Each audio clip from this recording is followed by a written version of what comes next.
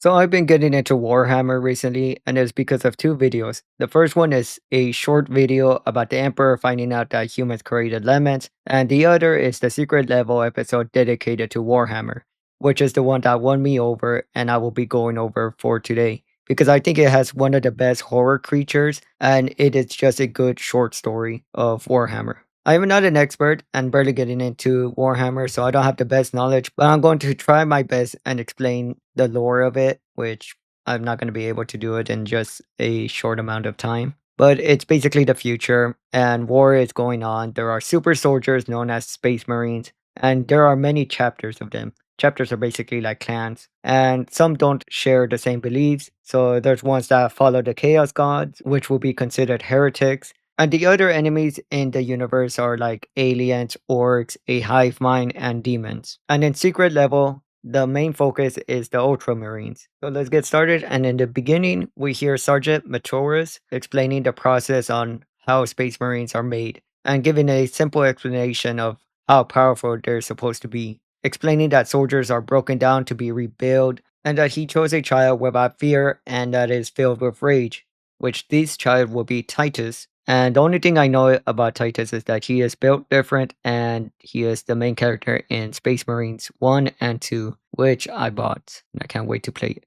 Then we see Matoris, who will get a request to join a strike squad, which he confirms and focuses on the last person's name, which is Titus. So he gears up and groups up with the other Space Marines. There are four Ultramarines and they will launch down, and this reminds me of ODST from Halo, and they will land in a dusty planet where some Mad Max raiders will start heading towards the Marines' direction. The four Space Marines will make light work of them, will get rid of the first wave of them, but then a turret will start shooting them from a distance, and Titus will start charging at that turret, basically becoming the unstoppable juggernaut, but as a Space Marine. After dealing with those raiders, the group will continue on their journey, and while walking, we will notice that one of them is carrying a box, just dragging it. It's kind of like a coffin type of cargo. But then they will eventually make it into a building, which again, I'm not the best at the lore of Warhammer, but I'm guessing these people that they kill are demons. So they will enter a room with a giant statue of demons. And finally, the box that one of the Space Marines was carrying will open and it will be a priest, which then will create a protective shield over the Ultramarines. And demon shadow hands will try to get them as they're destroying the statue. But also, while destroying the statues, a sorcerer would be released from one of them. These demons having the ability to slow down time, and he will kill the priest that the Ultramarines had so that they could be affected by the sorcerer's ability. And then the demon will approach the Space Marines as they're stuck in time and will get into the minds of each Space Marine. And this is one of my favorite parts. This is what kind of hooked me on to Warhammer. So we get to see the vision and the thoughts of the Marines. So the first one he goes up to, we see that the Space Marine is opening his chest and rips out a human that's connected to it, which then he squishes the head of it, which kills the Space Marine in reality, kind of like Freddy Krueger type of stuff. Which I like this type of horror. I like when fear is played out well, which I have a bunch of fear, so these demons could easily kill me in many different ways. But these demon uses the fear of the Space Marines to kill or even injure them. We don't get to see how the other member dies. We just see him flop over. Then we go to our narrator or first Marine, Matoris, and he repeats the intro about having to teach a child that has no fear,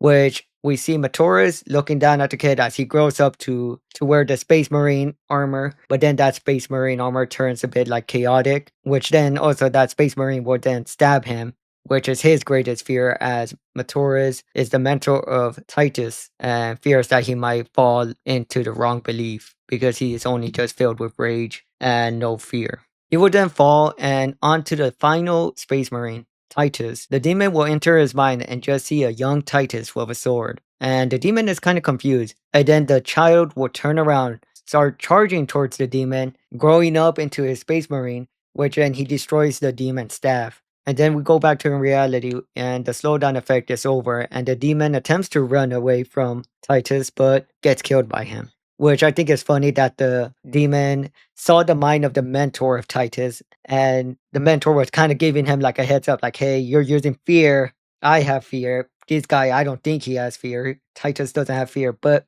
either way, the demon still attempts to kill Titus by using his fear, but you could see it didn't work out. So the mission is completed, and Titus gets his mentor as he's still breathing and gets ready to fight as many other followers in the planet are heading towards their direction, which then the episode ends with the question from the mentor saying that what a soul like that could be capable of. This is just a 20-minute episode, but I like the storytelling, the visual, and the overall lore of Warhammer. Again, this is what got me into Warhammer now. My favorite part was the demon. I just like horror stuff, and it having fear as its main weapon is very interesting. It almost seems unstoppable without a priest, since the priest had like the shield, but the priest was not immune to spears. The reason I find these terrifying is that the narrator says that the Marines are reborn to conquer and are powerful. They are the super soldiers of that universe, but even then, they could still fall to a demon like this. So, guardsmen, which are like typical soldiers, I don't know how would they deal with a demon like that. Yeah, during the battlefield, maybe that demon can't go up and close and personal to them. To be fair, this was just four, and it was kind of easy pickings after killing the priest. But it is still terrifying of a demon just being able to do that. I also like the storytelling. It is simple. I like it. The visuals were great. Barely any words throughout the episode, and the majority of it is just action, which is what I want. I like action. I like sci-fi, horror, action, whichever, but it still has a good story. So hopefully they can make a movie or show about it. And I just wanted to start this year with something I liked and enjoy late last year because it came out late December. And I hope you enjoyed this video, and adios.